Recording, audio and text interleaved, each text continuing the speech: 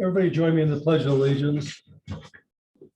I pledge Allegiance to the flag of the United States of America and to the republic for which it stands, one nation, under God, indivisible, with liberty and justice for all.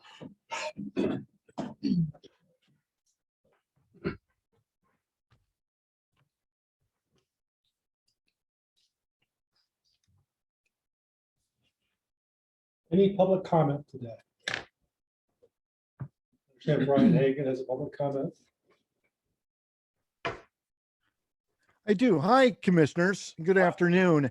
I am curious if you can provide me with the latest update in regards to the COVID figures and hospitalizations in the county. I've sent a couple of emails and I'm sure everyone's busy and I haven't heard back. So I was hoping maybe you could provide me with that today. With the current what? COVID numbers. I haven't heard anything as a commissioner from the health department. They should be available on KDHE's website, Brian. Well, they never have the actual county numbers. KDHE is always different than the county, Commissioner Bauer. And I've heard that there's at least one hospitalization in the county, but I don't know if that's true. So I'm trying to verify that. I will get back with you this afternoon and let you know for sure, because I am going to be at the health department after our meeting here for another matter, and I will forward that information directly to you. Perfect. Thank you so much, Commissioner. You have his email address or whatever? Yeah, Brian, I think I do, but can you provide it again for me, please? Yeah, I'll go ahead. I'll send you an email. I know I've got yours, Commissioner, so I'll send you an email and you can just reply to that. Yeah, I'll respond to that this afternoon. Perfect. Thank you so much. Have a great afternoon. Thank you. Hey, Eric, will you put Michelle on that too, so she could share that information with me, just so I know what's going on in the county? Thank you. Okay. Has everybody had a chance to read the minutes of our meeting of 6/22/21? Yes, Yes. Is that a motion to approve? so moved. Moved by Commissioner Quinn, seconded by Commissioner Knoll. All in favor, signify by saying aye. Aye. Passes 3-0. Has everybody had a chance to read the minutes from June 24th, Atchison County meeting? I have. I'll make a motion to accept as written. Second. Motion by Commissioner Knoll, seconded by Commissioner Quinn. All in favor, signify by saying aye. Aye. Okay, commissioner comments and committee reports. I have none today. Yeah, I don't have any today. Okay, Joe Snyder, Road and Bridge Superintendent. Bid opening of financing of 2021 Kenilworth T470 dump truck. Having a little trouble here. Trying to get back going here, Jack. So is yours open? I can just move over there. Yeah. I'm gonna go to Kim's. I'll be right over there.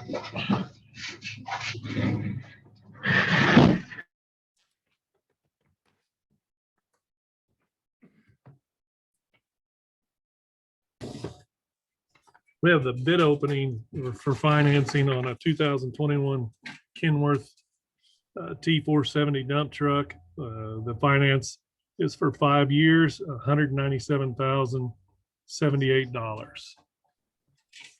And Michelle or Pat, I don't know who's there to open them up. I'm here to open them for you, Joe. So the first one I have is from the State Bank of Atchison.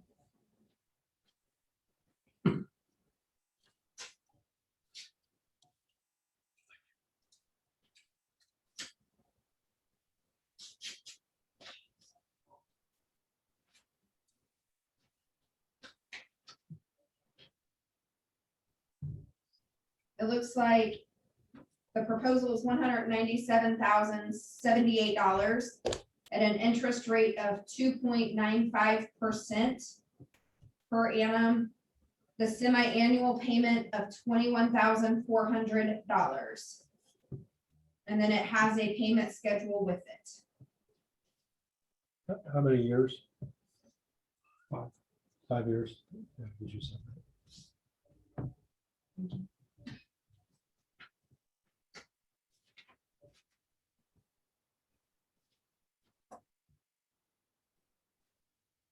second one is from GN Bank.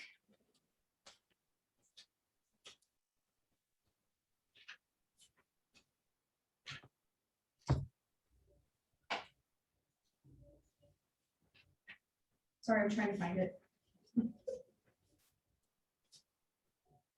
The proposal of $197,078 at an interest rate of 2.68%. Semi-annual payment of $21,190.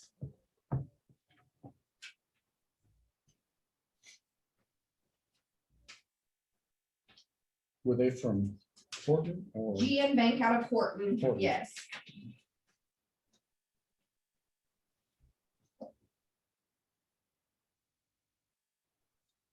And we're thinking this one might be one, it's First Option Bank out of Troy. So we're gonna see. It didn't say anything on it though.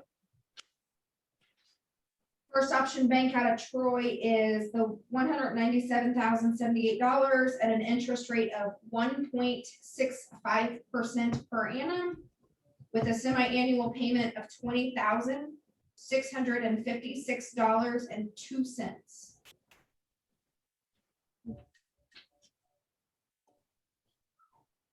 Then I have one more.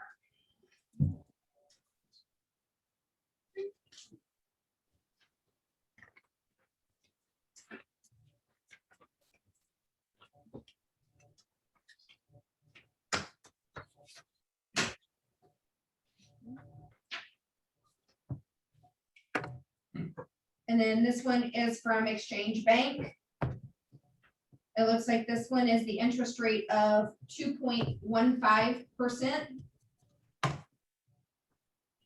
And the semi-annual payment of $20,891.71.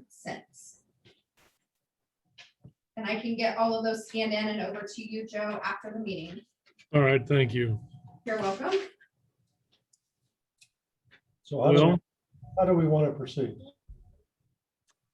what do you guys think of the interest rates?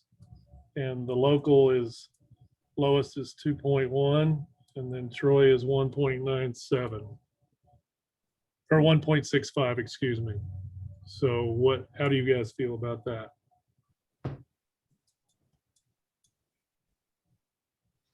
I always like to stay local, but So That's do okay. I. at the, Well, we have two non-locals much lower than the rest. I know.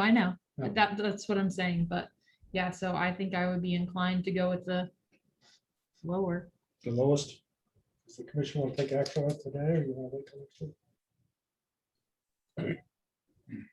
If that's our feeling, I would support that.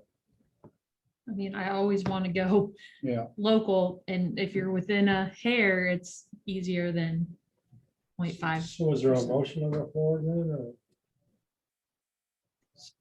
I'll make a motion that we go with the First Option Bank of Troy at 1.65%. Second. Moved and seconded. Any further discussion? Hearing that, I assume you're ready to vote. All in favor, signify by saying aye. Aye. I guess that's why we've been, right?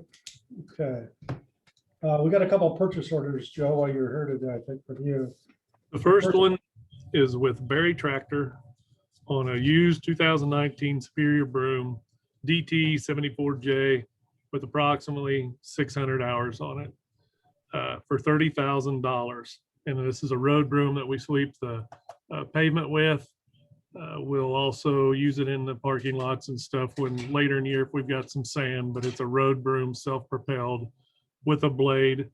And we can purchase a third-party warranty for around $3,000 for 24 months or 1,000 hours, whichever comes first. And this is an amount of purchase order is $30,000.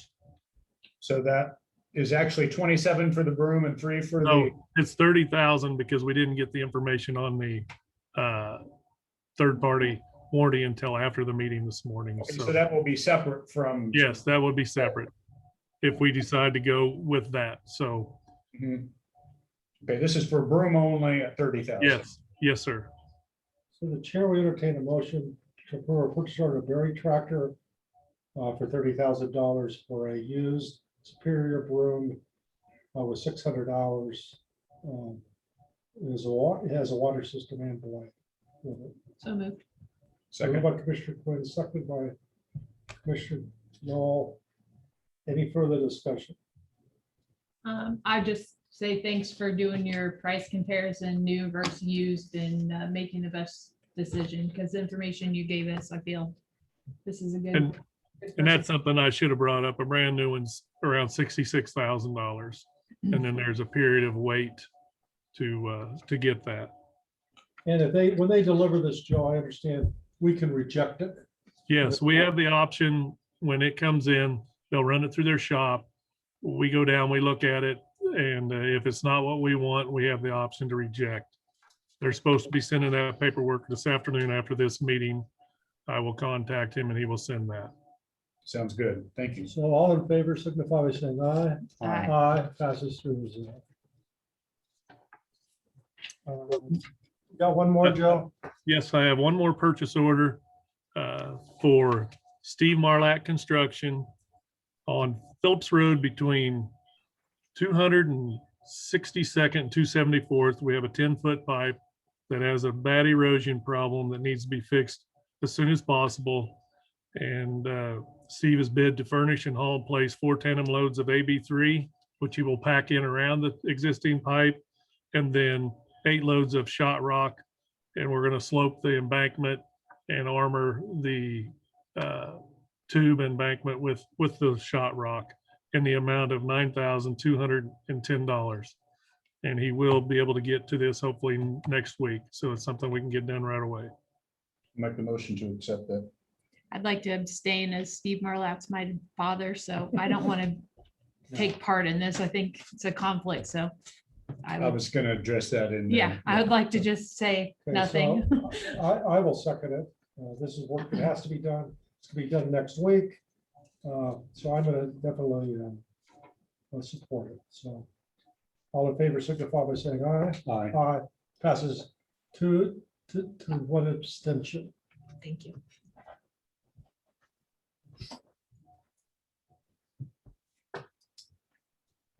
That is all I have. And thank you very much for your time.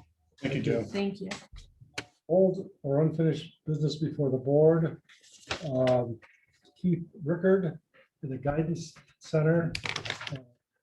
Welcome. Thank you. Glad to be here. They said that you had some questions for me to follow up on, so I'm here to answer questions.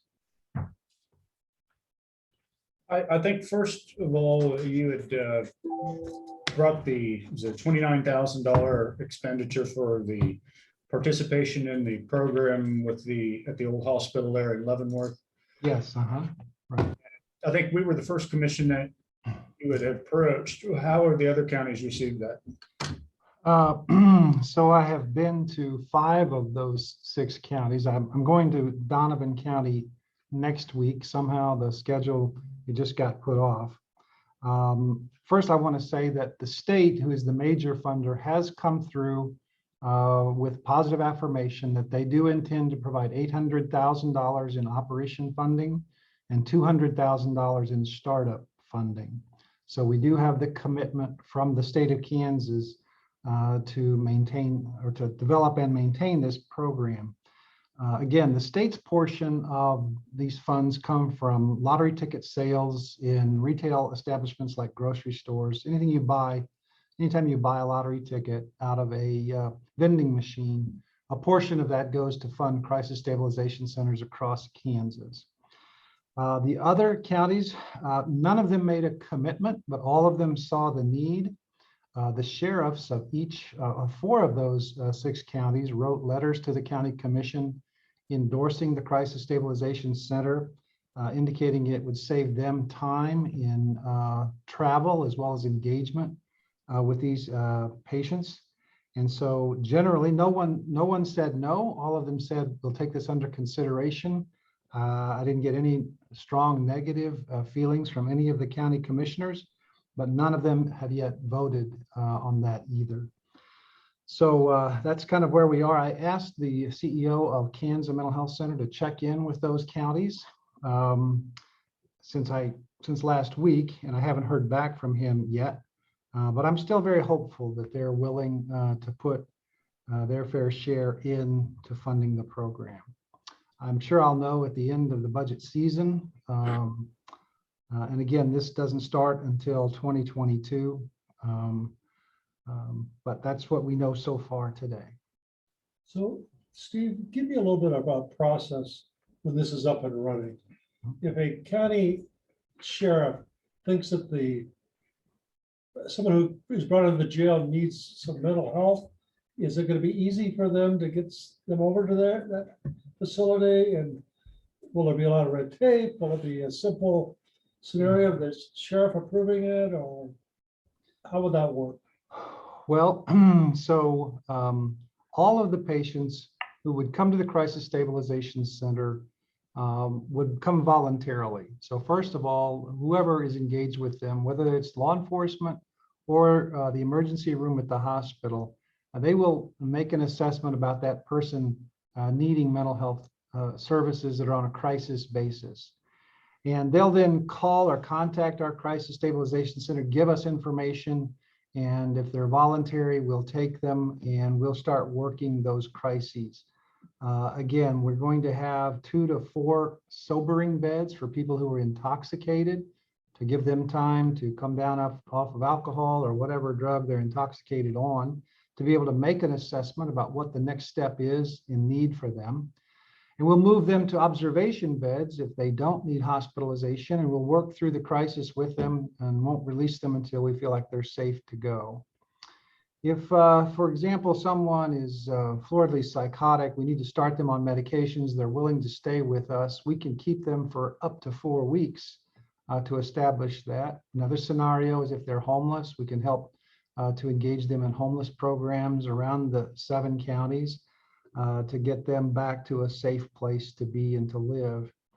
So again, there's sobering beds, observation beds, and then longer term crisis stabilization. And again, they exist. The first one was at Wyandotte at Rainbow Services, Inc., and we're modeling it after the first one. We've been to visit that one, as well as the one in Manhattan, but they also have one in Salina, Lawrence, and Wichita, of course. So that's the model we're trying to create for our community in the northeast part of the state.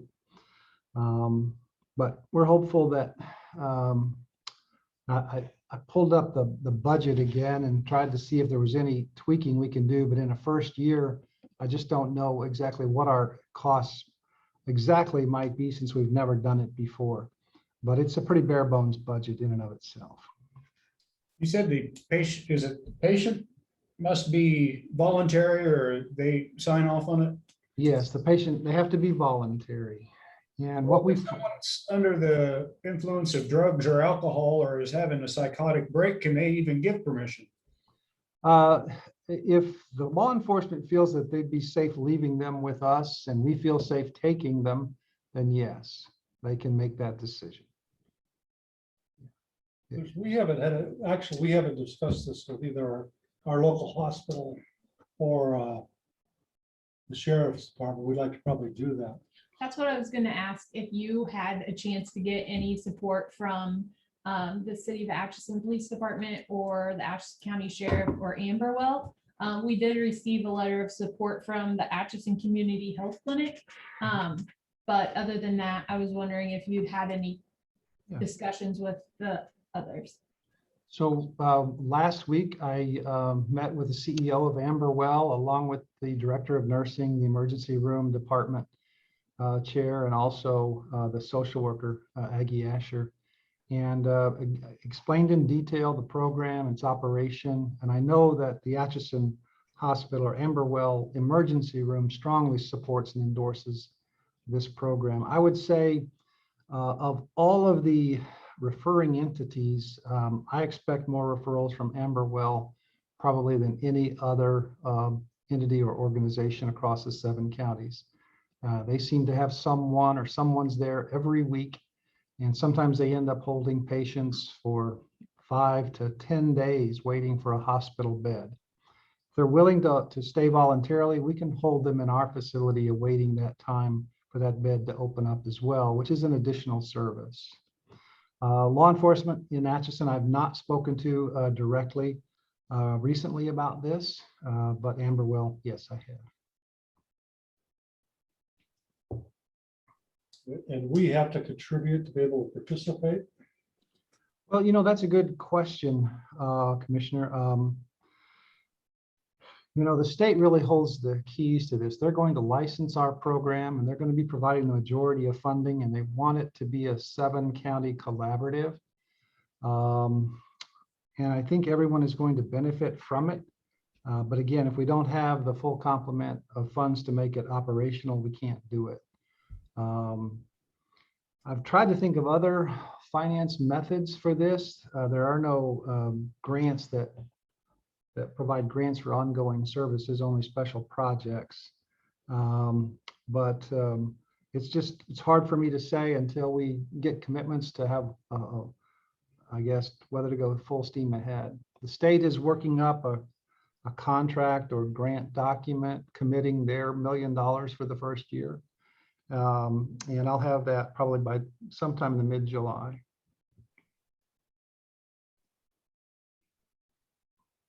So I can't say you won't be able to refer them because I probably won't have the authority to do that without the state's okay or blessing.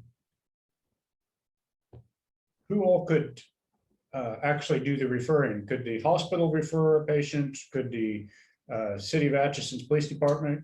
Yes. Or yes, okay. Yes. I didn't know if it had to could be through county system or whether it was from private based or.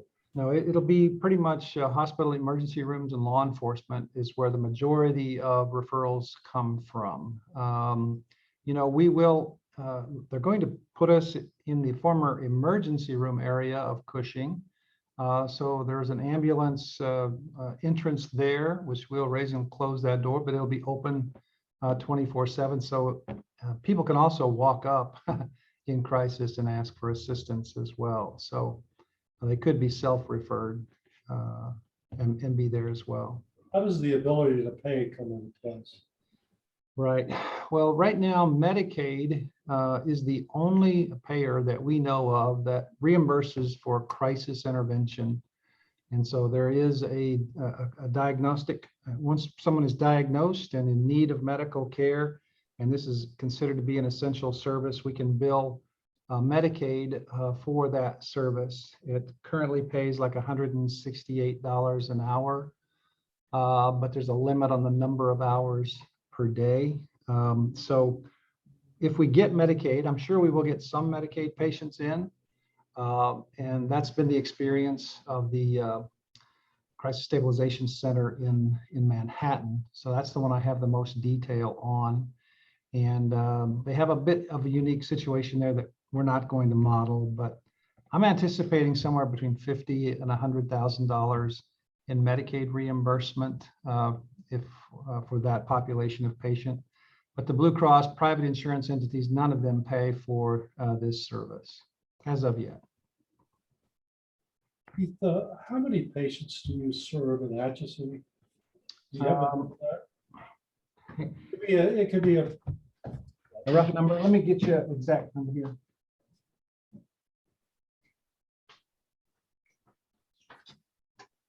He's running Atchison County, right? Not just Atchison. We serve it's located in Atchison. about 1,100 patients a year from Atchison. So about 7 or 8% of the population.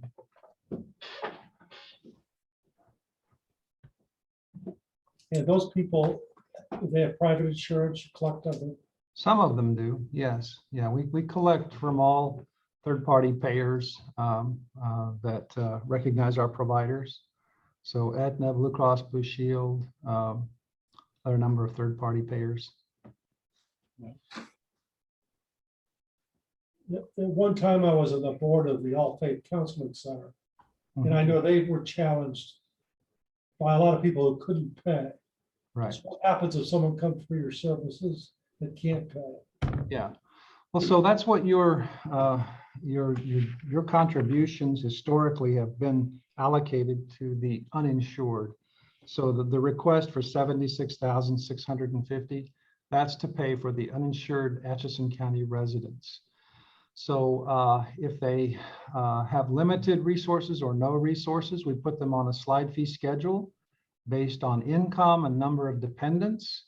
And that slide fee schedule will slide everywhere from $0 to whatever service cost that they're receiving, the total amount. But the average client pays right around, uninsured client pays around $15 to $20 per visit. But again, we have a large number of people who are on zero pay or who don't pay, even if they have a $20 copay. Okay, that was similar to what I experienced at All Faith Counseling Center. Yeah, yeah. So there used to be All Faith Counseling Centers. Are other people providing this information, this mental health care in this county of Atchison? I understand there is a new faith-based counseling service there. I'm not familiar with them or their work, but I think they're not insured. They don't have insured providers or people who take insurance as part of their work. Stevie Durkin's health center, they do have some mental health. They have to have, according to their doctrine. And so they're doing some work at the school. They worked out some arrangements with the school, as have we. And but those are the major ones. I think that there may be a counseling office at Benedictine. One of the former clinicians that worked for us is there now, and I think has opened an office. But other than that, I'm not familiar with the other providers. The one at Benedictine, there's always been somebody there to do counseling. We're not talking about something open to the public, am I right? Or Yeah, right. This is open to the public, including those from Benedictine as well. And we have worked with Benedictine students in the past through Amberwell. There's some single providers. Just Grace Mulcahy has an office downtown, and Darren Bradfield, but that's all. And then the Hope Family Therapy. Those are the only ones I'm familiar with. okay. I'm familiar with Darren Bradfield. He worked for us at one time in the past. He's a good provider. Commissioners, have any more questions? I do. Is there anything else you'd like us to know, Keith? No, that's just this has been kind of a long time in coming. All of the pieces are coming together. I'm more optimistic, of course, that now that the state has said, yes, we absolutely will do this. I think they're providing a substantial amount of funding and support for this, and even more so than a couple of the crisis stabilization centers historically. So I know that Leavenworth County is very excited about this, and I've even got some architects' drawings of the space they want to build out for us. And we've got cash to do that with. So it feels like we're about 80 to 90% on our way to bringing this to fruition. So you came up with our contribution based upon population. So we're about the same as Leavenworth County per citizen? Well, so we had a mental health task force working for about 2.5 years here, and we identified the need at that time for the Crisis Stabilization Center. And the mental health task force, made up of the mayor and several other, the county attorney, the sheriff, the police chief, the homeless shelter director, we came up with a list of things we felt the community needed, and crisis stabilization was one of them. And we put a dollar figure to what we would ask the county to support. And so for 2 years, we've been putting that figure of $150,000 in front of them. And they've been saying this sounds reasonable. And so how I decided what to ask the other counties was just to look at what that was per capita in Leavenworth County. So $150,000 is $1.84 per capita. So I just multiplied $1.84 times the population base of all 6 additional counties. And that's how I came up with those different amounts. So we asked Atchison for 29.5, Jefferson County for 35,000, Brown County 17.7, Donovan County 14,100, Jackson County 24.5, Nemaha 18.6. So that's the only, I guess, equitable way that I could think to spread the cost to all 7 counties in an equitable way, certainly not an equal way. It's a good analysis if the first one's right. Yeah. The 11th one's right, so. You said the state had committed 800 and some thousand. They committed 800 for operations and 200,000 for remodeling and startup costs. $1 million. But is that a long time commitment to funding that? I mean, 800,000 is long-term commitment, yes. And that'll probably grow over time as we have experience and know what our real costs are and see what the volume is. I don't expect it to go down, given the kind of volume we seem to have in crises in our communities. But I do expect that cost could go up, and I'm going to push the state always because we're really helping the state to accommodate patients they historically did accommodate. It makes sense that they would carry the lion's share of cost for this moving forward.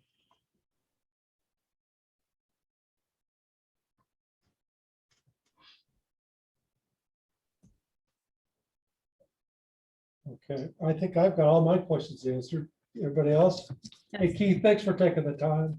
Thank you. You're very welcome. Thanks for asking me to come back. I appreciate I it. think in April when you appeared, we said we might want some more information, so. Yeah, you did, and that's Okay, so if reasonable. we got anything else, we'll contact you. Okay? Absolutely, absolutely. thank you. Great, thank you.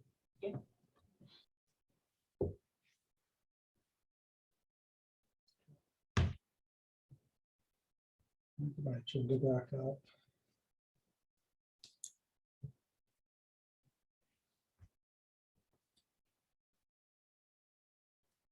County councilor updates. Other than finishing up on the attorney-client matter we talked about last week, which I think probably took 15 minutes or so, I don't have anything else to add today. We need some executive sessions. Yes, Yes. Well, that's, How long do you think we need? I think 15 minutes maybe. and for, this is for, we've got more than one executive session on schedule, so that's what I'm asking. Before we go into that, have you heard back from any of the townships yet on the NRP? And, okay. I'll talk about that after the meeting with you. Okay, attorney-client, and you say 15 minutes? Yes, that should be. Okay, I'll move that the Board of County Commissioners recess into executive session at 1:35 PM for consultation with an attorney for the public body, which would be deemed privileged in the attorney-client relationship as allowed by K.S.A. 75-4319B2, and that the purpose of the closed discussion is to protect the confidentiality of the discussion, and that the board come out of executive session at 1:50 sorry, PM in the commission room, first floor courthouse, and those present will be the 3 commissioners and Pat Henderson, County Council. Second. All in favor, signify by saying aye. Aye. Aye. Passes 3-0 in executive session.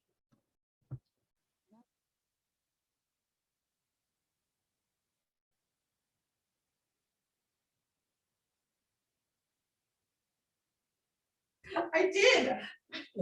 We're back in open session. Do we have a need for another executive session? I do. I don't know how long this one should be for. Jamie Madison was going to be present. 45 Jamie? minutes? And Melissa Smith, and I'd say probably 45 minutes. 45 minutes. Okay. I have a hearing at 3. I'll be here if you want me to be, but Well, something is do not I 2 do I need o'clock. to be? Well, but at 45 minutes, it will be. 22. The court's still upstairs. It is. It is. I need to talk to a witness first. Okay, that's Uh, okay. Okay, so. Well, if you have to leave. We'll be all right. If I don't need to be in it, that's fine. If I need to be here, it's fine. Okay.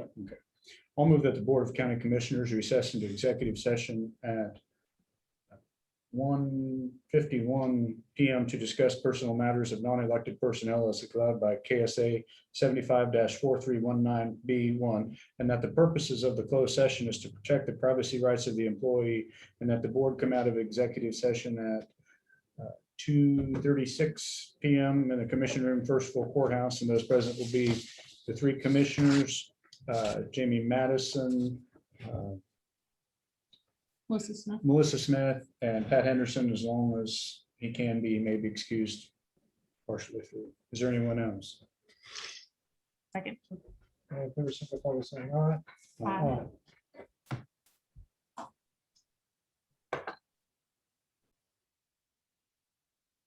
Anybody else? I think that's the way to go. We're on. Let's make sure she's got an appointment for next week. Have we covered everything? I think so. We're back in regular session. We warned our attorney out today. And he's got another hearing up in court, so you can feel sorry for him if you want. Any public comment? There's nobody here in the commission room. Anybody online that'd like to make a comment? The chair will entertain a motion to adjourn at 2:37 PM. So moved. Second. All in favor, signify by saying aye. Aye. We're adjourned.